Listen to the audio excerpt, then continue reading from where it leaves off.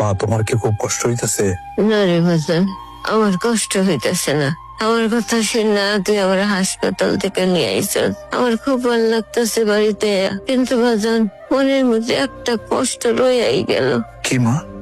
এই যে আমার চিকিৎসা করাইতে যায় তুই তো সব কিছু শেষ করে দিলি, তোর সংসারটা ভেঙে গেল। আমি তোরে পথের ফকির বানাই গেলাম বাজান, আমি তোরে একলা রাইখা গেলাম। কিন্তু বাজান, আমি তোরে মন থেকে দোয়া দিতেছি, তুই একদিন অনেক বড় সাফল্য লাভ করবি, তোর অনেক কিছু হইব, অনেক টাকার মালিক হইবি, তুই ফকির থেকে কোটিপতি হয়ে যাবি। তোর এমন একটা জীবন সঙ্গী আইব যে তোর সুখে দুঃখে পাশে থাকবো বাজান। মা, তুমি আমার জন্য দোয়া করছো, এর চেয়ে বড় সম্পদ আর কি?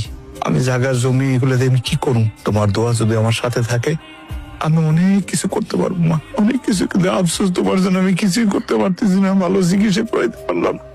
রূপা, মা মারা যাওয়ার আগে আমার জন্য দোয়া করছিল, মার দোয়া আল্লাহ কবুল করছে, যার জন্য অল্প সময়ে আজকে আমার ব্যবসা এত উন্নতি হয়েছে, আমি কোটিপতি হয়েছি। খালি ব্যবসায় উন্নতি করি না, তার পাশাপাশি আমি বাড়ি করছি, বিল্ডিং এর কাজ চলতেছে।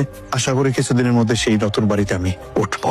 তোমার মা তো তোমার জন্য এটাও দোয়া করছিল, তুমি জানো তোমার জীবন একটা ভালো জীবন সঙ্গী পাও, সে তোমার সুখে দুঃখে সব সময় তোমার পাশে থাকবে। এই যে দেখো, তোমার মায়ের দোয়া আমি আবার তোমার কাছে ফিরে চলে আসছি।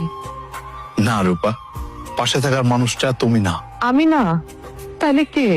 পাশে থাকার অধিকার যদি কেউ রাখে, সে হচ্ছে নীলা। হ্যাঁ, নীলা।